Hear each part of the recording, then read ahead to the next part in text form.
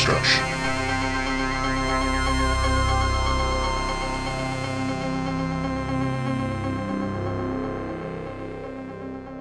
What's up, everybody? It's the HorrorDeconstruction. You can find us on Instagram, Facebook, but mostly on YouTube. Give us a like, share, and subscribe if you want to hear more.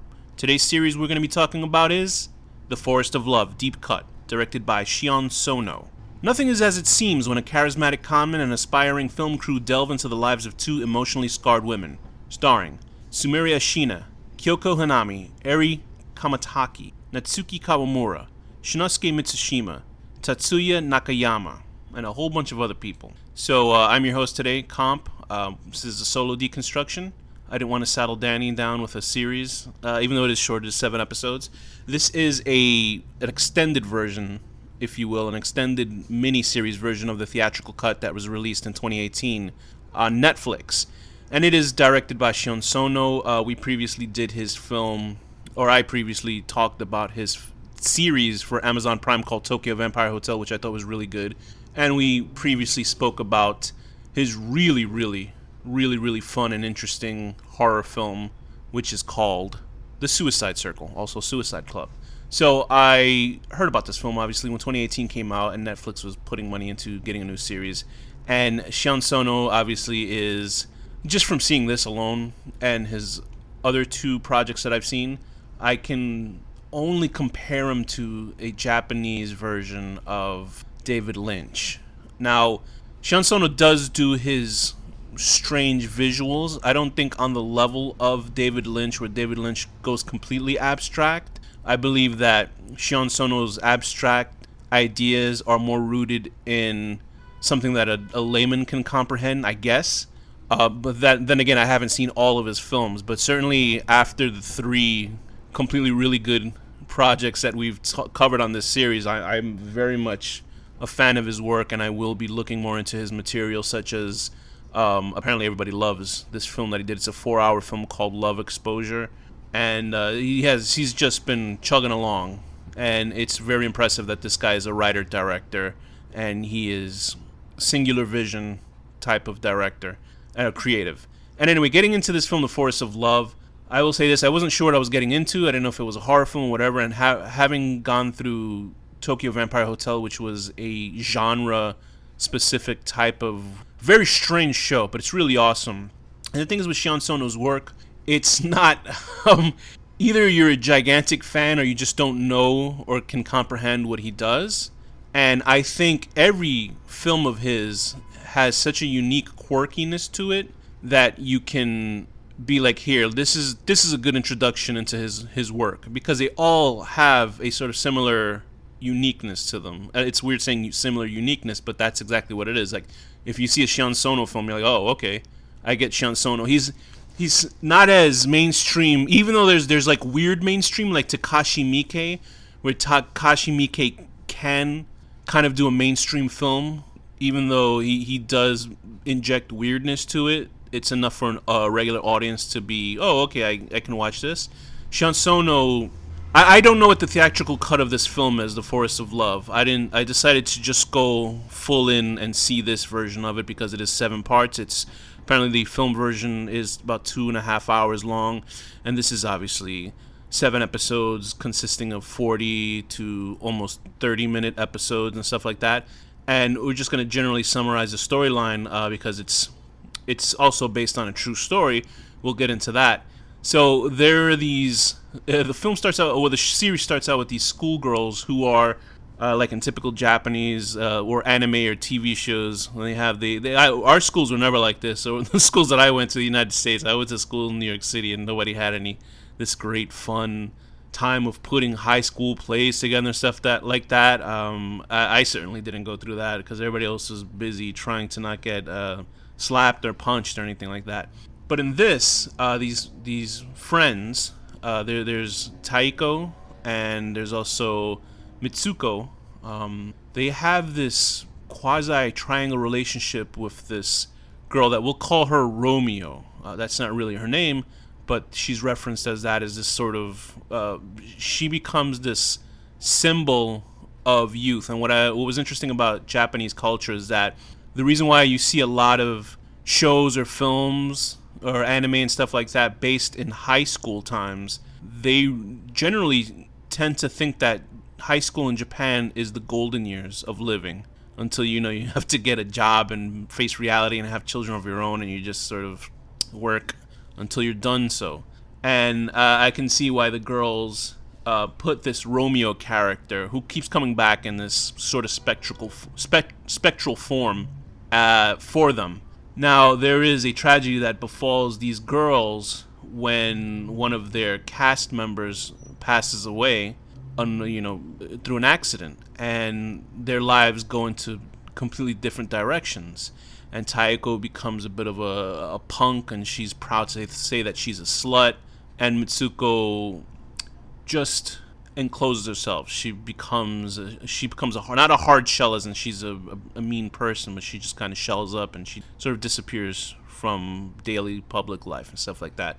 So we're jumping timelines from the past. Usually the past is just focusing on the girls, and they're putting together this play for Romeo and Juliet in Japan. And then we patch forward to, I believe, 1995, the quote-unquote present, where there is a roaming serial killer in the quote-unquote Forest of Love.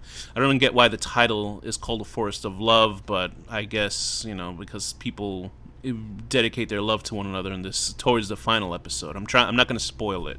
And we are, the serial killer has been shooting people left and right, killing them, and they cannot find out who it is. We cut to these other characters, one played by Shinosuke Mitsushima. He's played Shin.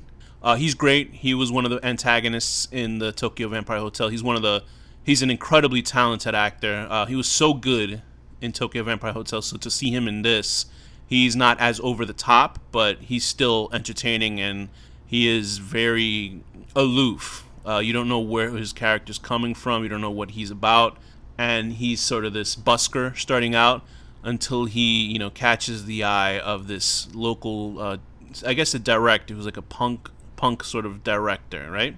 And I can't get his name right now, but this director with his cameraman enlists him to make a film, and they do this they're trying to create cinema, and it's nice to see this film within a series that I think that Sion Sono does a lot in his feature work.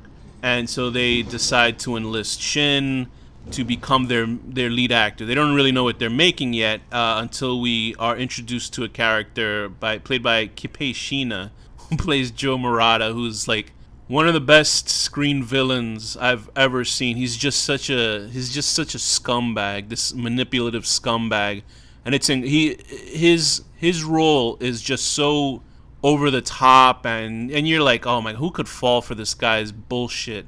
Because he is just sleeping with every woman in every scene. Every woman just falls to him. It's like he's just a pheromone machine. They love him. He's extremely charismatic, and he gets people to believe in themselves. He's extremely bullying also. He's very violent towards people to sort of smack him in the face and get him in line to what he wants to do. And it was interesting that you're like watching it going who could follow this guy? Like from 10 feet away you could tell this guy's full of shit, and you know what I mean? You're like, get the hell out of here, it's not real. Nobody would believe that. But apparently, since this was based on a true story, which I actually looked up, apparently, I didn't know how deep, and this isn't like a word for word adaptation of what really happened, because the real story is incredibly insane. It's depicting the character Joe Murata is based on this serial killer, and I would say almost a fucking cult guy, who for a series of years he amassed a couple of followers and just abused the shit out of them. He would have people kill each other. He would have people kill people for him.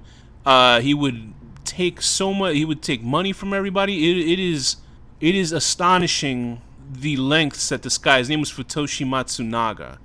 This is based on Wikipedia. Futoshi Matsunaga is a Japanese serial killer who both defrauded and tortured his victims in what is collectively known as the Kitakyushu serial murder incident. Matsunaga was convicted of 6 counts of murder and 1 count of manslaughter between 1996 and 1998 and sentenced to death by hanging.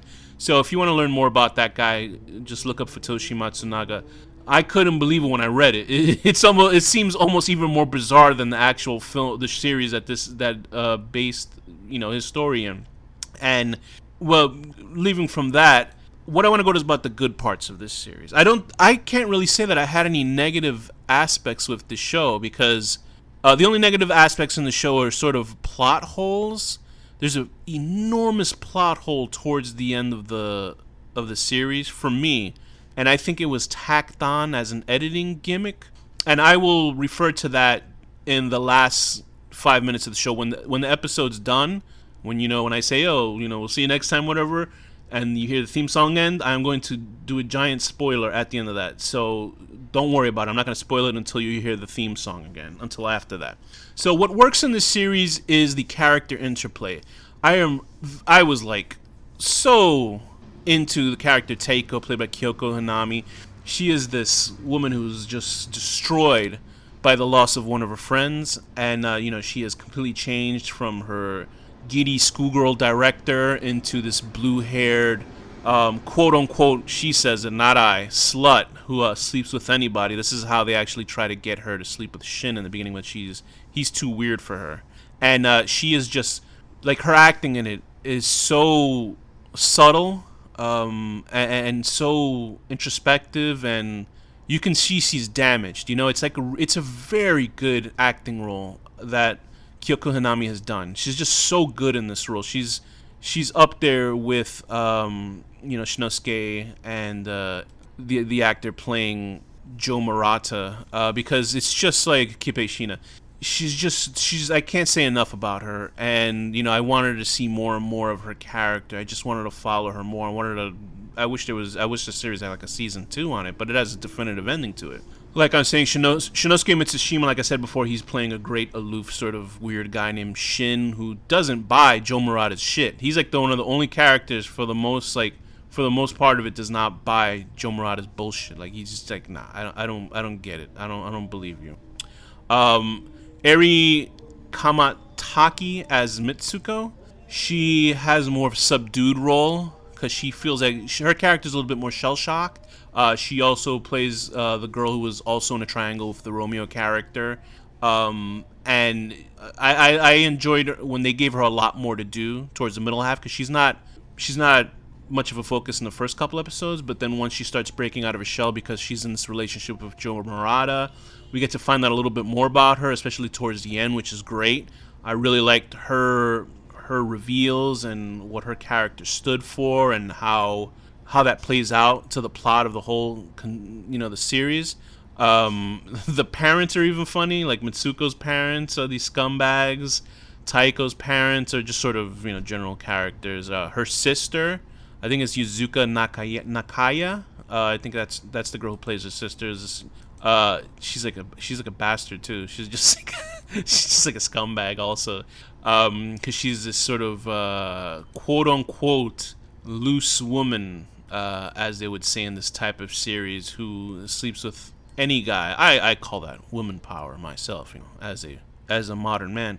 And she's an interesting character herself and what she plays into. I did like the director character, because the director character is this guy who wanted to create a film. He wanted to win this film grant, or I believe this film prize. He wanted to become a big director. He wanted a big foot in the art world with film, and him and his camera guy. And he just slowly gets broken down as his dream is sort of eclipsed by Joe Murata's bullshit. And we see him just suddenly become irrelevant in the whole thing that he tried to start himself, because the guys on the side were trying to make a film about Joe Murata. There's a film crew. You don't really see much of the film crew. They're there for a couple episodes and they kind of vanish, which sucks because I would have liked to see more of them. There is just a roving amount of characters that just fall under Joe Murata's spell, and this is like the Joe Murata show. Really, it is, because you never feel that the show stops, that it never feels boring. But once Joe Murata comes in, it sort of seems like everything becomes 20 times brighter for some reason, just because this guy is just chewing the scenery. He's just like a force of nature, and I can't say enough about Kippei Shina's performance in this show because he's so over the top, but like so fucking good that you're just like, oh man, that guy is just great. He's a complete piece of shit. He's a bastard, and you're like, oh, I can't wait till something bad happens to him. Whether that happens or not, believe me, you're watching the show going, oh shit, is something gonna happen to him, or he's gonna get away with this? You really are like that throughout the whole entire series. I was, and you know, even the Romeo character has this. She's sort of a perfect mode. She's not given much to do, the Romeo character, other than being this perfect, you know, the zenith of what a person you've fallen in love with is. When a person dies young, they can't grow old to, you know, disappoint the world. And that's what her character serves as. She was somebody who was beloved by many, and, you know, she sort of vanishes. And for that, you know, people just keep that kind of person in their heart forever, so they can do no wrong. And so that's what her character is really. Her character serves as that. But, you know, she does have a very important part of the storyline. She's and I can't say that until the final until after the soundtrack, or until the theme song pops up. So I did like it. I did like the character interactions, the storyline. There is some gore in the show, like extremely graphic gore. It's not a gory series. There's maybe 2 or 3, because, you know, there's some characters that get shot, you know, but that's not very graphic. But there are 2 or 3 scenes with extremely gore, like on the level of Ichi the Killer, like Koreashiya 1, like that. It's graphic gore, like severing of necks and stuff like that. I was not expecting that for the show. I thought it was going to be a little bit more, I don't want to say quote unquote classier, or, you know, a little bit more focused on drama and stuff like that. But Sono is not afraid of that. I'll just say that. He's, especially if you've seen just the opening sequence of Suicide Circle, when you see a train run over a girl's head and her face bursts. There's a level of gore like that in this, and it happens 2 or 3 times, and you're just like, whoa, like, I wasn't expecting it, but it was pretty fucking awesome. And, you know, just that this storyline keeps going on. So I wonder what the difference is of the film to the show. Now that I've seen the show, I'm sort of like, do I see the film version of it? Like, I probably will revisit it. Maybe I'm not sure. But I had my fill with the film, because I had read something in the credits with the end, and I was like, it didn't jibe, because it didn't make any sense, and we'll talk about this more after the end of the episode.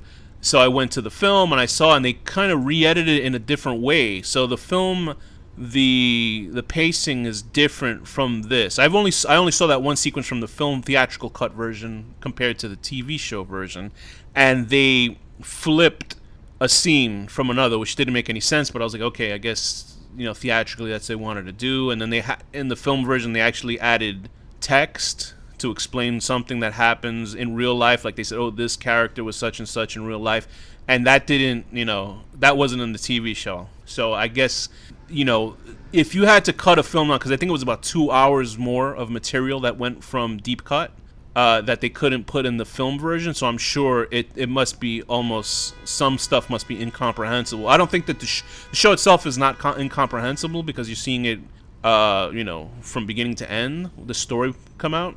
But I don't think there's anything you can sort of delete. I think there's a general storyline in it about these 2 girls who are damaged about the loss of their friend, and then their lives intertwining with this serial fraudster. And then there's a crew of filmmakers that fall under his spell, and I think that's a pretty clear-cut storyline.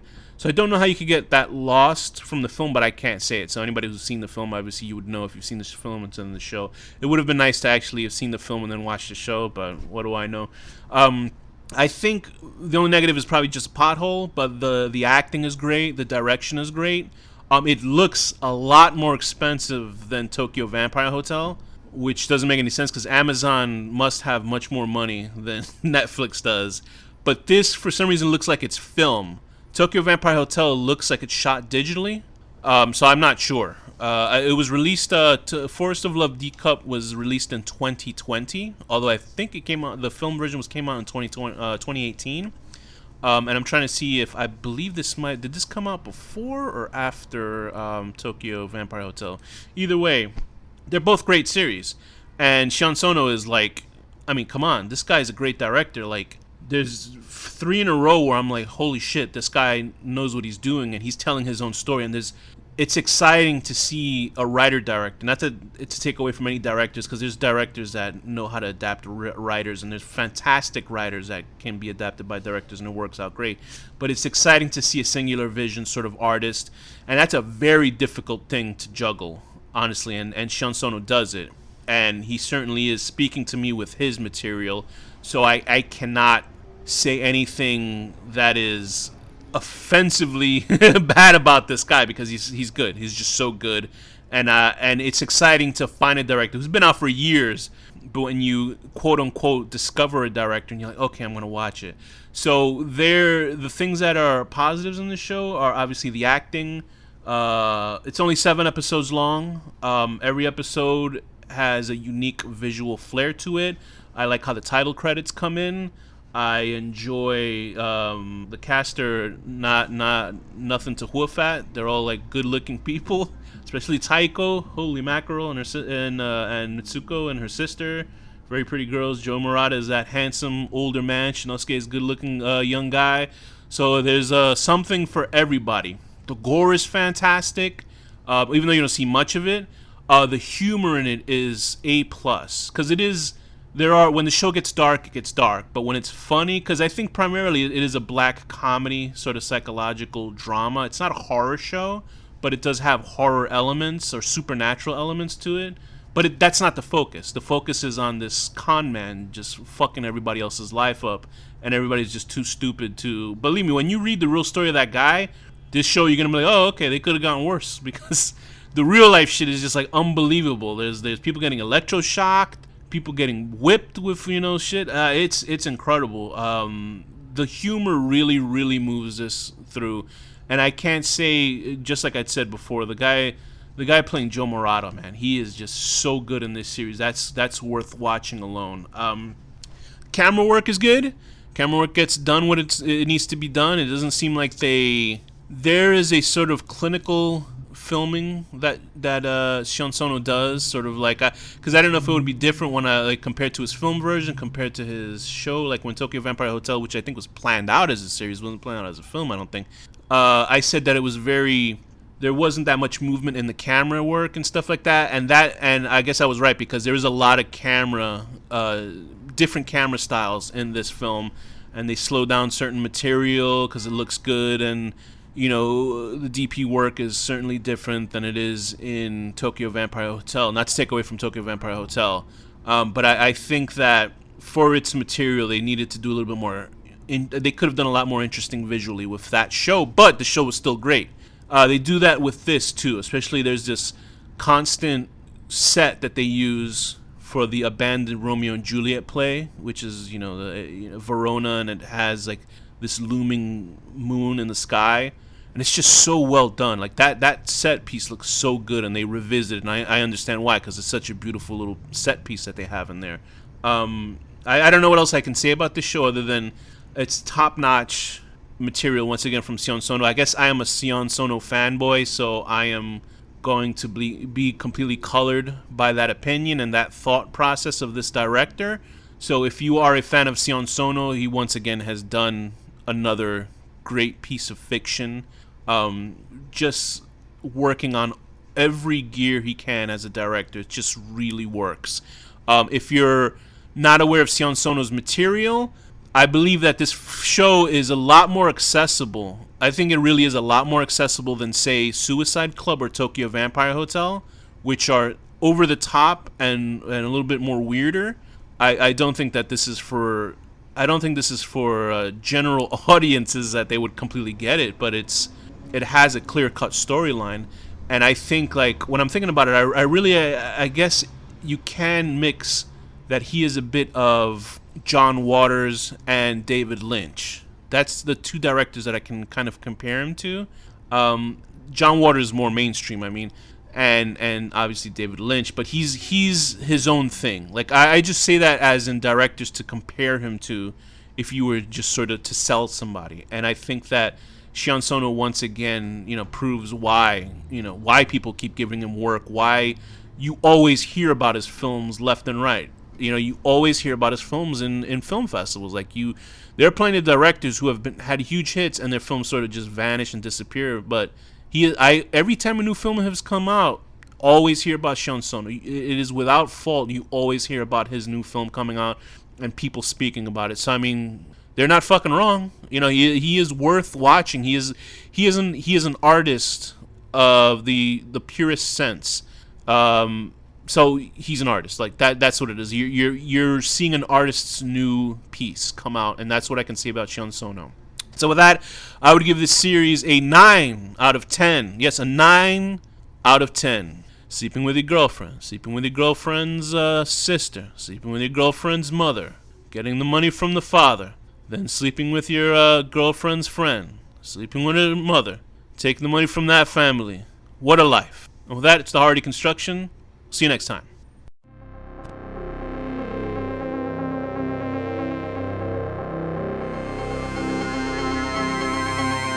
The HorrorDeconstruction.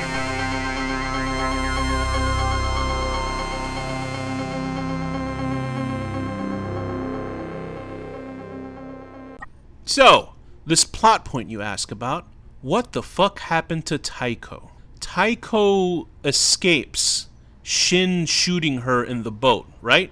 She dives into the water, she swims out, she gets out of the water. We see her gasping for air, she's in the water. I don't know if, I didn't see this in the series. I don't know why I did not see this in the series, but she sort of just gets out of the boat, and that's it. And so I went to I realized like her character vanishes towards the end of the show. She just disappears. Unless I'm crazy and I didn't notice this, I read the wiki. I was like, what happened to Taiko's character? Did she, what happened to her? She just never came back. She just sort of vanished, and that's a happy ending to me for her, at least, so she got the fuck out of there, but she's not resolved. She just sort of vanishes. In the wiki, it says she's shot by an unknown gunman, and I'm like, what? I don't remember that. So I go to the theatrical version. I cut to that specific scene. She gets out of the water. She's like breathing heavily. It's the scene where Shin is still in the fucking boat. He's by himself shooting into, he doesn't know where she is. So he's in the middle of the water. She gets out of the water, and then it cuts to clearly the scene of Shin when he shoots that couple in the forest, the one that got out of the car with the third girl in the car. It cuts to that shot, which has nothing to do with this scene. That's like a scene out of time. And I think for the film version, because Sion Sono had no idea how to explain her character just disappearing, he just dropped that scene into the film. Now, I hope there's an answer for this. Like, I hope there's somewhere out there, like, Sion Sono explains this. But it's clearly a shot used of Shin killing the people in the car, because it's him with the hood on and he shoots her to death. And I was like, what? Like, what the fuck was that? And that's in the theatrical version. I swear to you, I did not see this in the TV version, so maybe I'm wrong. But either way, if they use that same exact shot, that's just Shin in another scene, and I think they did that to kind of wrap up her storyline, which I think was a very poor decision. That's my only negative aspect with this show. So I don't know. I don't. That's the plot point for me. If she just gets away and that's fine, and you just never hear from her again, then that's sort of happy for her. She's a miserable character, and I feel bad for her character. But she'll get away if she just gets out of that water. But the theatrical version, they fucked that up. That's just like it makes no sense. I'm an editor, so I'm watching that going, wait, that's the scene from the other thing. What the fuck does that mean? So I didn't get that. And it was nice that Shin. I guess they couldn't have a. I think they were just trying to figure out what to do with, like, how to show Shin die, because he just goes into the forest looking for the ghost of Romeo, and then you hear a gunshot go off. So unless Shin, the ghost of Romeo, is running out with a ghost gun and shoots him too, I don't get it.